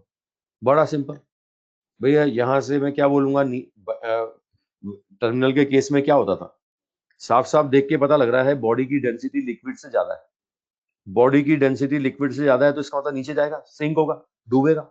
और डूबेगा तो ऊपर कौन लगेगा? बायंसी, विस्कस भी ऊपर लगेगा, और mg कहाँ लगेगा? नीचे लगेगा, ये mg नीचे लगेगा। तो विस्कस फोर्स पूछ रहा है आपसे, सीधे सीधे क्या बोलेंगे? mg माइनस बायंसी, है ना। ये mg माइनस बायंसी, तो बायंसी क्या होगा? Volume of body density of liquid into G, ये होगा volume of body density of body into G. Solve कर लो भाई, डाटा जो दिया है उससे सॉल्व कर लो, ठीक है। सीधे सीधे गोले का मास दे दिया, ये mg अगर कॉमन ले लो तो 1 माइनस dl अपॉन dv बन जाएगा, है ना। गोले का मास 2 किलो, g10, ये dl और dv दोनों ग्राम पर सीसी में ही रख दो, है ना, कैंसिल हो जाएगा ग्राम पर सीसी। ये 1 माइनस 3/5 तो 2/5, 20 इंटू 2/5, 5 से सॉल्व करें तो 5 से 4, 4 इंटू 2 कितना आ जाएगा, 8 आ जाएगा, 8। ये सारे डाटा ऐसे सिस्टम में रखे मैंने, न्यूटन में आएगा, न्यूटन। डाइन डाइन क्यों आएगा भाई, वो डाइन क्यों आएगा, मैंने वो एम देखो केजी में रखा है, जी देखो मीटर पर सेकंड स्क्वायर में रखा है, केजी इंटू मीटर पर सेकंड स्क्वायर न्यूटन ही तो होता है, न्यूटन में आएगा, न्यूटन में। ठीक है, ये डीएल और डीबी कैंसिल हो गया ना, 8 न्यूटन आएगा, 8 न्यूटन। डाइन नहीं, न्यूटन में आएगा, न्यूटन में, न्यूटन में। ये यूनिट में गलतियां करते हो तुम, मैं तो बता सब, है ना, ध्यान रखते नहीं हो, यूनिट में गलतियां करते हो तुम। वो देखो डीएल और डीबी दोनों को मैंने सेम में रखा ना, तो ग्राम पर सीसी कैंसिल हो गया, डीएल डीबी तो कैंसिल हो गया, डीएल डीबी तो कैंसिल हो गया, न्यूटन में आंसर 8 न्यूटन। कर लोगे भाई, टर्मिनल वेलोसिटी हो जाएगा, जितनी वैरायटी के बनते हैं मैंने सब करा दिए क्वेश्चन टर्मिनल वेलोसिटी पर। ठीक है, अब ये एक इन्फॉर्मेटिक बातें बता रहा हूँ, कुछ इन्फॉर्मेटिक बातें देख लो। एक रेनॉल्ड नंबर होता है साहब, रेनॉल्ड नंबर, ये रेनॉल्ड नंबर ही बताता है साहब कि फ्लो कैसा होगा, स्ट्रीमलाइन फ्लो होगा, लेमिनर फ्लो होगा, या टर्बुलेंट फ्लो होगा। इस रेनॉल्ड नंबर को देख के पता लगता है। क्या है ये रेनॉल्ड नंबर, ये रेनॉल्ड नंबर होता है साहब, सीधे फॉर्मूला है, इनर्शियल फोर्स और विस्कस फोर्स का रेशियो, इनर्शियल फोर्स और विस्कस फोर्स का रेशियो, ये आंसर आता है साहब। ये आता है रो वी डी अपॉन ईटा, है ना, रो पता ही है तुम्हें डेंसिटी, वी तुम्हें पता ही है साहब वो वेलोसिटी, है ना, डी डेंसिटी, ईटा विस्कोसिटी कोफिशिएंट, है ना। ये इन्फॉर्मेटिक है, कोई बुद्धि नहीं लगानी, कोई दिमाग नहीं लगाना, याद रखना है। हालांकि कभी आया नहीं, कभी रेनॉल्ड नंबर पूछा नहीं गया, लेकिन फिर भी इन्फॉर्मेटिव है। अब ये रेनॉल्ड नंबर अगर 2000 से कम है ना, 1000 से कम है, तो ऐसा फ्लो होता है साहब स्ट्रीमलाइन और लेमिनार फ्लो, स्ट्रीमलाइन या लेमिनार फ्लो। अगर ये 2000 से ज्यादा हो गया तो ऐसा होता है साहब टर्बुलेंट फ्लो, और अगर 1000 से 2000 के बीच में ना तो मिक्स फ्लो होगा, इसको बोलते हैं अनस्टडी फ्लो, मतलब टर्बुलेंट और स्ट्रीमलाइन का मिक्सचर मिलेगा साहब, इसको बोलते हैं अनस्टडी फ्लो। इन्फॉर्मेटिव है, याद रखना है आपको, और कोई विशेष विशेष काम नहीं है इसमें, कोई विशेष काम नहीं है। ठीक है, एक बच्चा अभी तक वहां डाइन पे अटका हुआ है, मैं बार बार बोल रहा हूँ डाइन नहीं, न्यूटन है, न्यूटन है, 3 बार बोल दिया मैंने, सुन नहीं रहा क्या अद्भुत कुमार, वो अद्भुत तो सुनता नहीं है, कितनी बार, 3 बार बोल दिया मैंने कि भैया ये देख, ये एम को तूने केजी में रखा, ये मीटर पर सेकंड स्क्वायर में रखा, ये दोनों सेम सेम रखा, तो ये दोनों तो कैंसिल हो गया ना, आंसर न्यूटन में आ रहा है। तेरा क्या नेटवर्क गायब हो जाता है बीच में बार बार, 3 बार बोला मैंने फिर भी नहीं सुन रहा तू। ठीक है, हाँ बोले अब डाइन में आंसर लिख रहा है, बोले 80,000 डाइन, 8 × 10⁵ डाइन, वाह। ठीक है, चलो रेनॉल्ड नंबर ये फॉर्मूला याद रट लो, कोई दिमाग नहीं, कोई बुद्धि नहीं, कोई विशेष चीज नहीं, है ना। ये लेस देन 1000 है तो स्ट्रीमलाइन और लेमिनार फ्लो, 2000 से ज्यादा तो टर्बुलेंट है, 1000 से 2000 तो अनस्टडी है, बस इतनी बात काम की है। अब ये पॉइजली फॉर्मूले पे आ जाओ साहब। ये steady flow in capillary tube, capillary tube, इनमें साहब देखो, अभी तक हमने जो लिक्विड के बहने की बात करी थी ना, कंटिन्यूटी इक्वेशन में फ्लो रेट बोला था मैंने, तो आइडियल लिक्विड लिया था मैंने, आइडियल लिक्विड याद करो, विस्कोसिटी नहीं होती थी उसकी। आज से पहले मैंने जो फ्लो रेट बताई थी ना आपको, वो कंटिन्यूटी इक्वेशन से बताई थी, A × V कांस्टेंट रहेगा, और हमने कहा था कि विस्कस लिक्विड नहीं होना चाहिए। अब आ गया विस्कस लिक्विड आ गया। ठीक है, हमारी मान लिया ये यहाँ पर ये आर्टरीज में ब्लड फ्लो कर रहा है, और तुम्हें पता है कोलेस्ट्रॉल वगैरह होता ही है ना, विस्कस फ्लूइड ऐसा, विस्कस फ्लूइड है तो इसकी फ्लो रेट क्या होगी, अगर विस्कस फ्लूइड फ्लो करेगा तो उसकी रेट क्या होगी, है ना। तो उसकी रेट के लिए साहब ये पॉइजली साहब ने फॉर्मूला दिया। आज से पहले हमने जो लिक्विड बहाया था ना, वो नॉन विस्कस लिक्विड बहाया था, अब विस्कस लिक्विड बहा रहे हैं। तो देखो साहब फ्लो रेट dQ/dt, इसका फॉर्मूला है पाई p r⁴ upon 8 eta into L. क्या क्या चीजें हैं समझ लेना। ये मान लिया एक पाइप है, इस पाइप का रेडियस r है, इसमें से विस्कस लिक्विड फ्लो कर रहा है, उसकी विस्कोसिटी कोफिशिएंट है ईटा। तो p क्या होता है, p होता है ये प्रेशर का डिफरेंस, है ना, ये 1 और ये 2, इन दोनों में प्रेशर के डिफरेंस को क्या बोलेंगे, p बोलेंगे, P1 माइनस P2, है ना। ईटा समझ रहे हो विस्कोसिटी कोफिशिएंट, r समझ रहे हो रेडियस, और l क्या होती है साहब इसकी लेंथ। मतलब इसमें से, इस पाइप में से विस्कस लिक्विड फ्लो करेगा ना, तो उससे उसके फ्लो करने का रेट क्या होगा, पाई p r⁴ upon 8 eta into L. ये होता है साहब पॉइजली का फॉर्मूला, किसके लिए साहब, विस्कस लिक्विड के लिए। अच्छा नॉन विस्कस होता है तो वो कंटिन्यूटी इक्वेशन, क्या बोलते हैं, ए और वी का प्रोडक्ट कांस्टेंट, A1V1 बराबर A2V2, याद आ रहा है ना। ठीक है, ये अपन बात कर रहे हैं विस्कस लिक्विड के लिए फ्लो रेट, ये आता है पॉइजली फॉर्मूला। ठीक है, इसकी हेल्प से आप विस्कोसिटी कोफिशिएंट भी निकाल सकते हो। चलो मैं यूज करके दिखाता हूं इस फॉर्मूले को। ये बोल रहा है कि साहब विस्कस लिक्विड फ्लो कर रहा है, किसमें? 2 ट्यूब्स में। कैसे? ये दोनों सीरीज में कनेक्टेड है।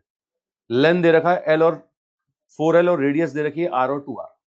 ये लो साहब, इस तरह का केस है। ये एक ट्यूब है ना, और ये दूसरा ट्यूब सीरीज में कनेक्ट कर दिया आप। ये आपने सीरीज में कनेक्ट कर दिया। इसकी रेडियस R, इसकी 2R, इसकी लेंथ L, इसकी लेंथ 4L, है ना। अब बोल रहा है कि साहब सीरीज में फ्लूइड फ्लो कर रहा है। अब तुम्हें पता है, अच्छी तरह पता है, सीरीज कॉम्बिनेशन। सीरीज कॉम्बिनेशन तो dq by dt, dv by dt same होगा ना। अरे q सेम होगा ना, फ्लो रेट सेम होगा। ये dv बाई dt क्या मिलेगा? सेम मिलेगा। dv बाई dt 1 बराबर dv बाई dt 2। और dv बाई dt का फॉर्मूला आपको पता है, अभी निकाला, पॉइजली ने अभी बताया। ये पॉइजली ने फॉर्मूला क्या बनाया साहब? पाई, ये प्रेशर डिफरेंस r की पावर 4 अपॉन 8 ईटा इंटू कितना साहब? l। ये 8 ईटा इंटू l, ये पॉइजली का फॉर्मूला है। अब देखो, लिक्विड सेम है तो ईटा सेम होगा, है ना। साथ में यहाँ पर क्या डिफरेंस आ रहा है? ठीक है, ये यहाँ से बोल रहा है क्यू सेम होगा, है ना। तो आप डीवी बाई डी को बराबर करके आंसर निकाल लें साहब। यहाँ से अगर मैं बोलता हूँ तो ये पाई P1 R1 की पावर 4 अपॉन 8 ईटा L1, पाई P2 R2 की पावर 4 अपॉन 8 ईटा ये L2। अब ये P1 और P2 का रेशियो निकालें साहब। P1 और P2 का रेशियो निकालें। ये होगा R2 अपॉन R1 की पावर 4। 8 ईटा से 8 ईटा कैंसिल, ये आएगा साहब L1 अपॉन L2। R2 कितना हो गया साहब? 2R। R1 कितना हो गया? R। पावर हो गई 4। L1 हो गया L। L2 कितना हो गया? 4L। L से L कैंसिल, R से R कैंसिल, ये 2 की पावर 4 अपॉन 2 की पावर 2, ये बचेगा 2 की पावर 2:1 यानी 4:1। प्रेशर का डिफरेंस आएगा 4:1। मतलब फॉर्मूला बेस्ड क्वेश्चन है। अगर फॉर्मूला पता हो तो, फॉर्मूले ही नहीं पता होते, है ना। अभी चैप्टर के साथ पता रहेंगे, बाद में सब भूल जाओगे, बाद में सारे फॉर्मूले भूल जाओगे, है ना। पॉइजली का क्या था और साहब रेनॉल्ड का क्या था। ये शॉर्ट नोट टाइप बनाया करो। और इसमें तुमने देख लिया, फ्लूइड मैकेनिक्स, इलास्टिसिटी, इनमें फॉर्मूले हैं और क्वेश्चन फॉर्मूले बेस्ड ही बनते हैं। फॉर्मूले पता होने चाहिए। तो भैया मॉड्यूल पूरा सॉल्व करो, एक एक क्वेश्चन करो, beginner box, solve example, exercise, और फिर शॉर्ट नोट टाइप फॉर्मूले बना के रखो। और चाहो तो बचपन में जैसे याद करते थे ना, दीवार पे चिपका लो, है ना। आते आते देखो, इनको याद हो जाएंगे। समझ रहे हो ना। और नहीं याद है तो फिर तुम्हें पता ही है क्या लेके आए थे, क्या लेके जाओगे। ठीक है, एक और क्वेश्चन दे रहा हूँ, अब करना। चलो लिखो एक क्वेश्चन और, एक और देखो। बोला विस्कस लिक्विड फ्लो कर रहा है रेट क्यू से, किससे? ट्यूब जिसकी रेडियस आर है। कहाँ रखिए साहब? हॉरिजॉन्टल रखिए। और प्रेशर पी डेवलप होता है साहब अक्रॉस द एंड। अब बोल रहा है कि इसकी रेडियस तो डबल करेंगे, फ्लो रेट भी डबल करेंगे, है ना। बोल रहा है कि बताओ प्रेशर डिफरेंस कितना हो जाएगा एंड्स पर, है ना। रेडियस भी डबल कर दिया और साथ में क्या बोल रहा है साहब? फ्लो रेट भी डबल कर दिया। अब फॉर्मूले पे आओ सर। ये क्यू, क्यू बराबर साहब ये पाई बाय 8, क्या था फॉर्मूला? ये पी आर की power 4 upon eta into L, है ना। ये पी आर की power 4 upon eta into L, ये फॉर्मूला है साहब। अब यहाँ से वेरिएबल कौन कौन है ना। ईटा कांस्टेंट है, पाई बाय 8 कांस्टेंट है, तो ये हो गया पी आर की पावर 4 अपॉन एल। तो P is proportional to Q L upon R की पावर 4। क्या बोल रहा है? क्यू को हमने डबल किया, क्या बोल रहा है साहब? एल को भी डबल किया, है ना। सॉरी, रेडियस को डबल किया। रेडियस, लेंथ के बारे में कुछ बोल ही नहीं रहा, तो एल को सेम रख लो भाई। लेंथ के बारे में नहीं बोल रहा तो लेंथ को सेम रख लो। ये लो P1 अपॉन P2 बराबर क्या बोले? Q1 upon Q2, Q1 upon Q2, ये बन जाएगा R2 अपॉन R1 की पावर 4। कितना हो गया साहब? ये Q1Q, ये हो गया 2Q1। R2 कितना हो गया? ये 2R1, ये R1 की पावर 4, ये आ गया 1/2, ये 2 की पावर 4। सॉल्व करेंगे तो 2 की पावर 3:1, आंसर 8:1। 8:1 मतलब प्रेशर 8 टाइम्स हो जाएगा। P1 बराबर 8 टाइम्स ऑफ P2, या P2 बराबर P1/8। 1/8 हो जाएगा प्रेशर। ठीक है, पहले वाले के प्रेशर का 1/8 हो जाएगा। पहले P दिया हुआ है ना आंसर, पहले P दिया हुआ है तो P/8 हो जाएगा। ठीक है, प्रेशर डिफरेंस ही है भाई, ये P जो है प्रेशर डिफरेंस ही है। ये P जो फॉर्मूले में है, ये P प्रेशर डिफरेंस ही है ना। मतलब ऐसा मत कर देना तुम, आंसर बोलो बोलो 7P/8, बोले डिफरेंस पूछा है, बोले पहले P था P/8 हो गया तो बोले 7P/8, ऐसा नहीं।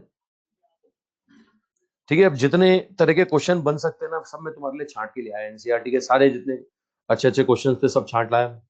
जहां जहां से इन टॉपिक के जो जो क्वेश्चन मिलते थे सब छांट के ले आया।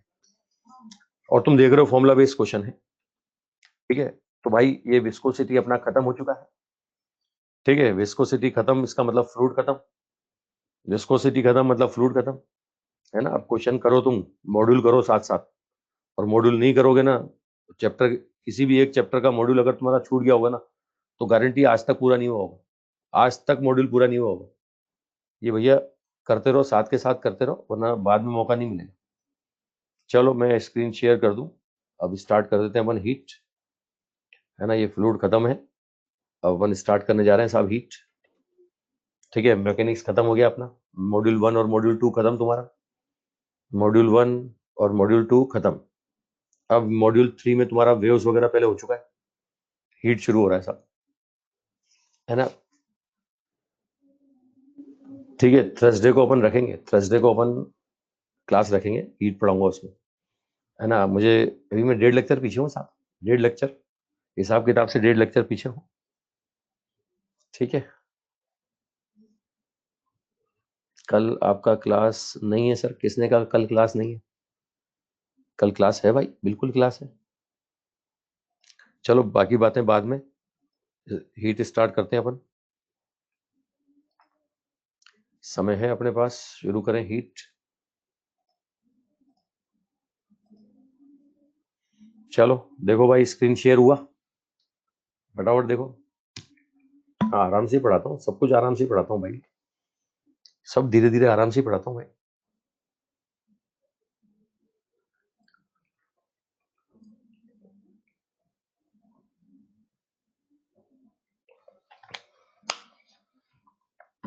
चलो आओ। एक बच्चा पूछ रहा है हिंदी मीडियम में इतना आगे क्यों है। वो क्वेश्चन ही नहीं पूछते भाई, इसलिए बहुत आगे है। 3 लेक्चर आगे हो गए तुमसे, वो 2.5-3 लेक्चर आगे है।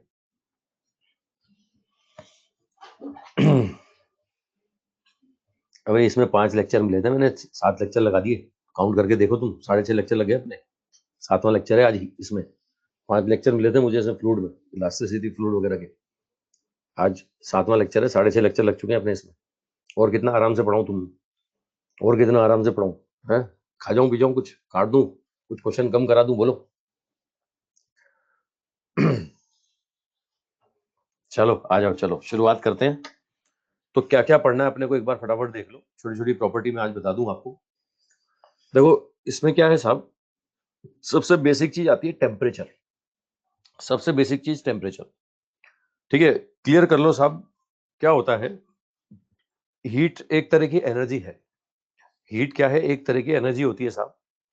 वो ट्रांजिट होती है हाई टेम्परेचर से लो टेम्परेचर की तरफ।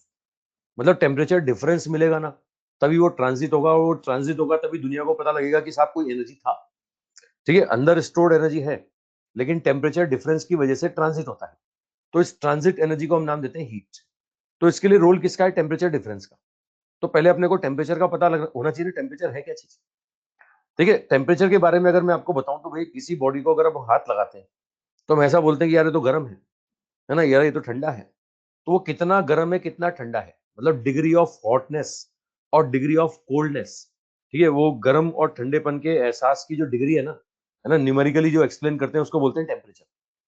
और जो डिवाइस ये काम करती है उसको बोलते हैं साहब ये थर्मोमीटर। ठीक है, जो डिवाइस से मेजरमेंट करोगे ना उसको बोलते हैं साहब थर्मोमीटर। ठीक है, अब यहाँ जो ब्रांच आती है, जिस ब्रांच में अपन ये स्टडी करते हैं उसको बोलते हैं साहब थर्मोमेट्री, है ना, उसको कहते हैं साहब थर्मोमेट्री। ठीक है, बात पकड़ में आ रही है साहब? अच्छा, ठीक है। चलो ये थर्मोमीटर घर में देखा ही है सबने। इसमें क्या होता है साहब, ये मरकरी भरा होता है, ये लाल लाल दिख रहा है ना मरकरी। क्या करते हैं साहब, फ्लूइड्स की, मटेरियल की, हम क्या करते हैं साहब, थर्मल प्रॉपर्टी का यूज करके थर्मोमीटर बनाते हैं। इसको हीट मिलेगा ना, इससे इसका थर्मल एक्सपेंशन होगा, फैलेगा, फैल करके कहीं आगे रुक जाएगा। और रुक जाएगा तो स्केल पे रीडिंग देख के बताओगे साहब कितना टेम्परेचर है। समझ रहे हो ना, मतलब मटेरियल की थर्मल प्रॉपर्टी का यूज करके थर्मोमीटर डिजाइन किया जाता है। ठीक है, एक बच्चा बोल रहा है सर मेरे घर पे डिजिटल वाला है ना, इनाम दूं तेरे को 26 जनवरी को, 15 अगस्त को इनाम दूं तेरे को, तेरे घर पे डिजिटल वाला है तो है। अंदर चीज तो यही होती है साहब। ठीक है, क्या होगा, थर्मो किसी ना किसी मटेरियल की थर्मल प्रॉपर्टी का यूज करते हैं। मैं वही बता रहा हूँ कि अगर डिजिटल वाला है तो कौन सी प्रॉपर्टी होगी, लिक्विड वाला है तो कौन सी प्रॉपर्टी होगी। वो सुनो भाई मेरी बात, ठीक है, थ्योरेटिकल बातें बता रहा हूँ। देखो, ये डिग्री ऑफ हार्डनेस और कोल्डनेस, ऐसा यूनिट केल्विन होती है, सबको पता है। छोटी छोटी बातें, ह्यूमन बॉडी का टेम्परेचर 98.6 डिग्री फॉरेनहाइट, इससे ऊपर होता है तो बोलते हैं बुखार है ना, 100 हो गया बुखार है साहब, 98.6 नॉर्मल टेम्परेचर। ठीक है, ये एनटीपी एसटीपी तुम जानती हो, बताने की जरूरत नहीं है, लिखा हुआ है ये एनटीपी और एसटीपी, है ना। ये साहब, ये तुमने देखा हो तो ये बंदूक तान दी जाती है आजकल, कहीं भी जाते हो उससे घुसने से पहले, इंस्टीट्यूट में आते हो, है ना, कहीं भी ऑफिस में जाते हो, दफ्तर में जाते हो, ये बंदूक तान देते हैं सिर पे तुम्हारे, और फिर उस बंदूक की रीडिंग सही आती है ना, वो बंदूक की रीडिंग सही आती है तो ये अंदर घुसने देते हैं, वरना अंदर नहीं घुसने देते। तो ये टेम्परेचर मेजरमेंट ही करने के काम की डिवाइस है। अब मैं बताने जा रहा हूँ कि भैया क्या प्रॉपर्टी काम में ली जाती है, मटेरियल की कौन कौन सी प्रॉपर्टी अपन काम में लेते हैं। ठीक है, ये हीट मैंने बता ही दिया आपको कि भैया टेम्परेचर डिफरेंस होगा तो ट्रांजिट होगी, वरना ट्रांजिट नहीं होगी। ठीक है, अच्छा, छोटी छोटी बातें कर रहा हूँ, छोटी छोटी बातें। ये थर्मल इक्विलिब्रियम, बहुत सारे इक्विलिब्रियम पढ़े तुमने, है ना, तुमने लीनियर इक्विलिब्रियम पढ़ा, तुमने मोशन का एंगुलर इक्विलिब्रियम पढ़ा। लीनियर इक्विलिब्रियम में बोलते थे net force zero, angular equilibrium में क्या बोलते थे, नेट टॉर्क जीरो।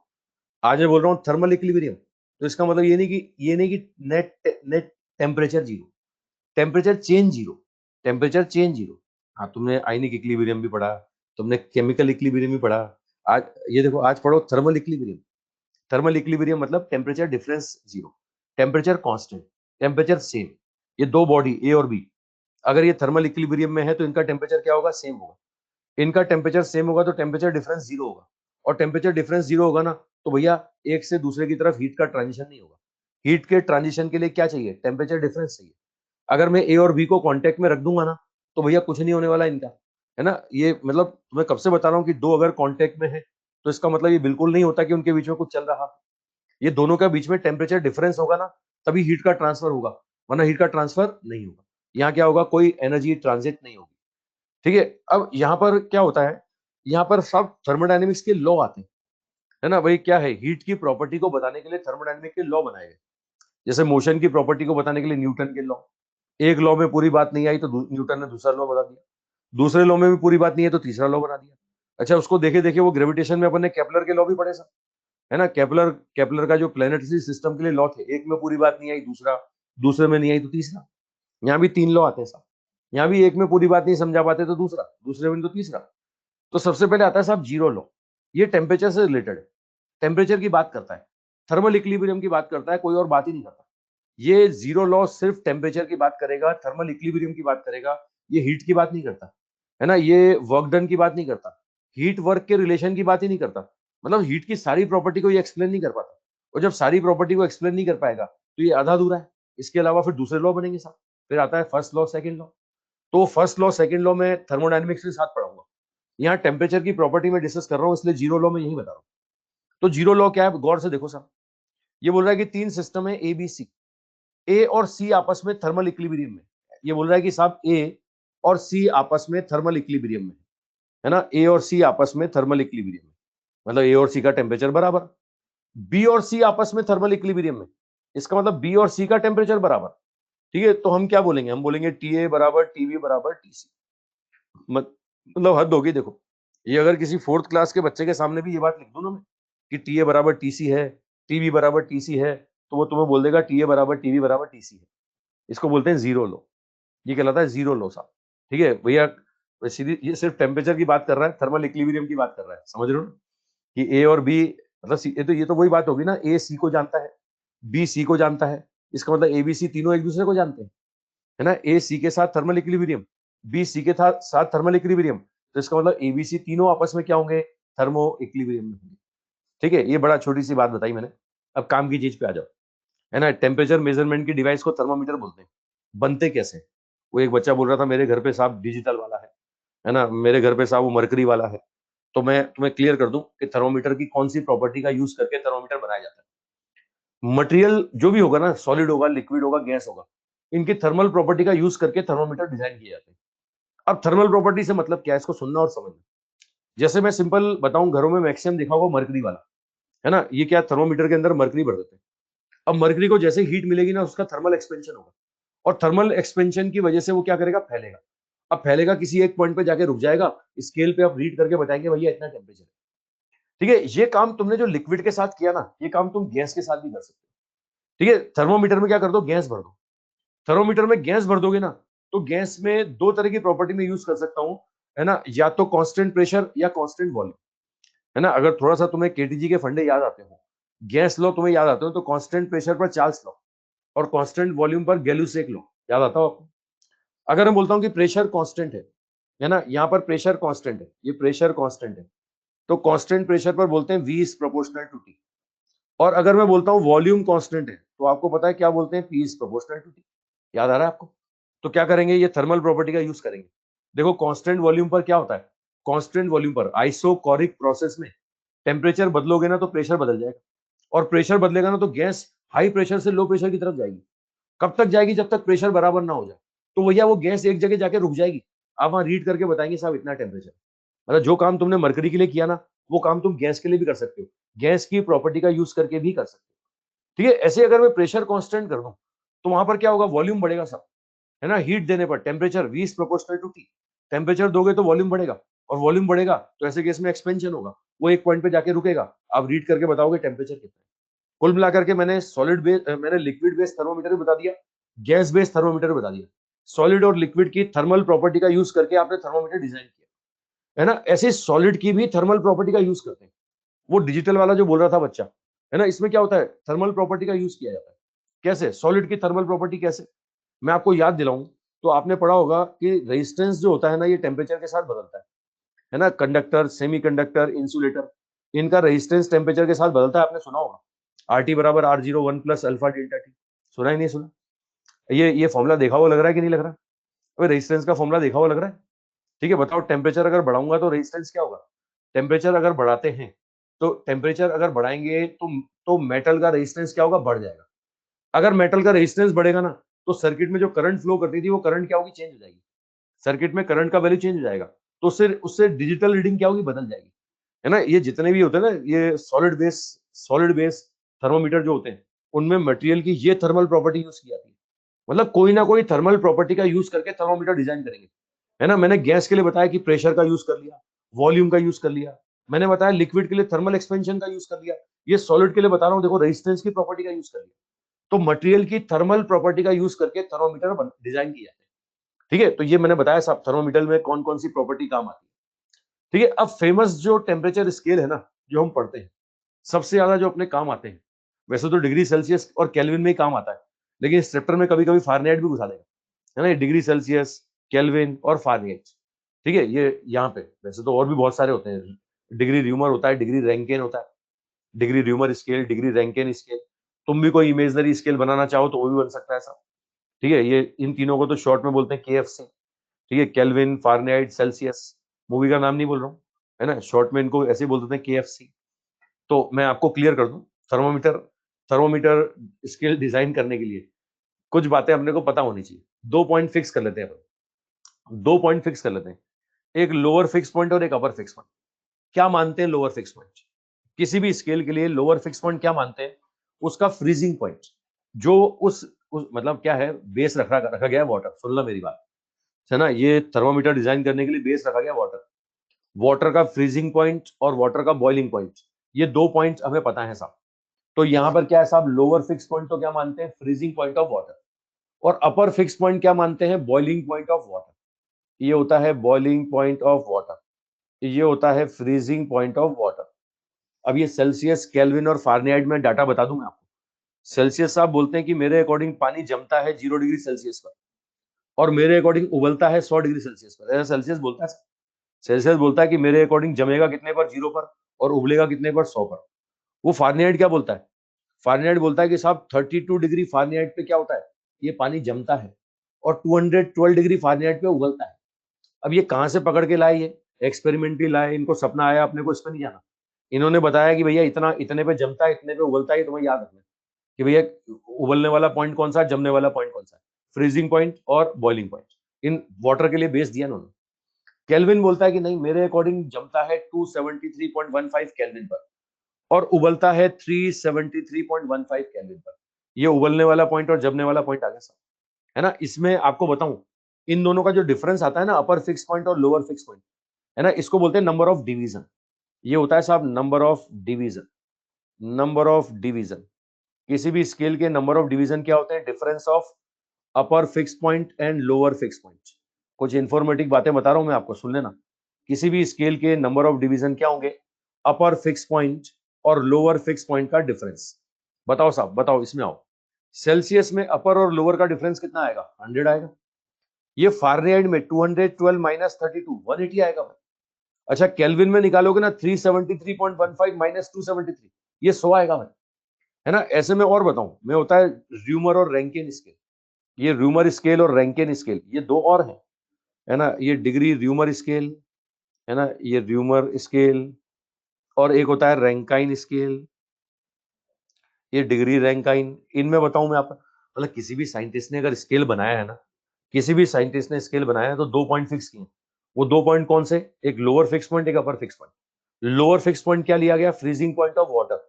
और अपर फिक्स पॉइंट क्या लिया? बॉइलिंग पॉइंट ऑफ वाटर, है ना। मैं आपको फोटो दिखा के समझा दूं एक बार, मैं एक बार क्लियर कर दूं आपको। देखो, जैसे ये तीन है, ये फारेनहाइट स्केल, है ना, ये सेल्सियस, ये केल्विन। तो इनके अकॉर्डिंग, फारेनहाइट साहब के अकॉर्डिंग, ये पानी जमता है 32 पर और उबलता है 212 पर। अच्छा, एक चीज, एक पॉइंट क्लियर कर लेना, इसका ये बिल्कुल मतलब नहीं है ये कि भैया कि लोअर फिक्स पॉइंट से कम आंसर आ ही नहीं सकता। लोअर फिक्स पॉइंट से कम भी आंसर आएगा और अपर से ज्यादा भी आएगा। ये अपन ने कंपैरिजन करने के लिए बेस ले लिया, 2 पॉइंट कंपेयर कर लिए कि लोअर फिक्स पॉइंट, एक अपर फिक्स पॉइंट, है ना। मैं आपको बताऊं रैंकिन और र्यूमर, ये रैंकिन और र्यूमर दो स्केल और बताऊं, ठीक है। मैं बोलता हूं एक स्केल है रैंकिन, एक स्केल है र्यूमर। ये लो साहब, डिग्री रैंकिन और डिग्री र्यूमर स्केल। इसमें लोअर फिक्स पॉइंट जो माना ना र्यूमर साहब ने, ये 0 डिग्री र्यूमर, और जो अपर माना ना वो 80 डिग्री र्यूमर माना, इन्होंने माना। अब इन सपना आया इनको, इन्होंने एक्सपेरिमेंट करके निकाला, हमें नहीं आना इसमें, ये माना साहब ने। रैंकाइन साहब ने भी माना। रैंकाइन साहब ने बोला साहब ये 460 डिग्री रैंकाइन, और ये माना साहब 572, है ना, ये डिग्री रैंकाइन। समझ रहे हो? मतलब ये 2 पॉइंट फिक्स कर लिए इन्होंने, इन्होंने अपने अपने अकॉर्डिंग मान लिए। अब जो भी रीजन रहा तुम्हें तो याद करने। तुम भी कोई स्केल बनाओगे ना, तो ये 2 फिक्स पॉइंट तुम्हें मानने पड़ेंगे। तुम भी अगर कोई स्केल बनाओगे तो ये 2 फिक्स पॉइंट तुम्हें मानने पड़ेंगे।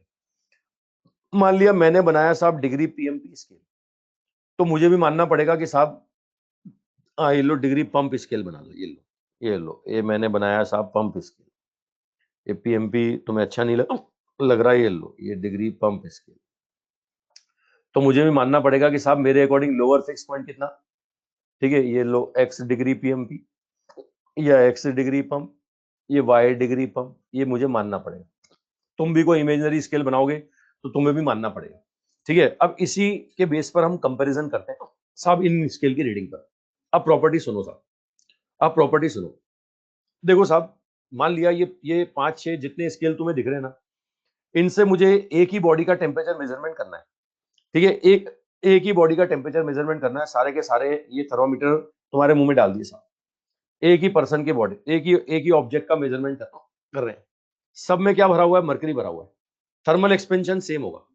अब थर्मल एक्सपेंशन सेम होगा तो सब में लिक्विड कहां जाएगा? सेम हाइट तक जाएगा। मान लिया जितने भी थर्मोमीटर है सब में लिक्विड सेम हाइट तक गया, है ना। मान लिया लिक्विड यहां तक गया, ये सब में लिक्विड की हाइट क्या आ गई? सेम आ गई। ये सब में लिक्विड की हाइट सेम आ गई, यहां तक लिक्विड राइज करता है।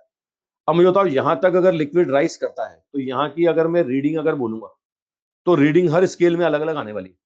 हर स्केल में रीडिंग अलग अलग आने वाली है, ठीक है। ये फारेनहाइट में रीडिंग कुछ और बोलोगे, सेल्सियस में रीडिंग कुछ और बोलोगे, केल्विन में रीडिंग कुछ और बोलोगे, ये र्यूमर में, रैंकिन में, इमेजिनरी स्केल में, हर स्केल में रीडिंग अलग अलग बोलोगे।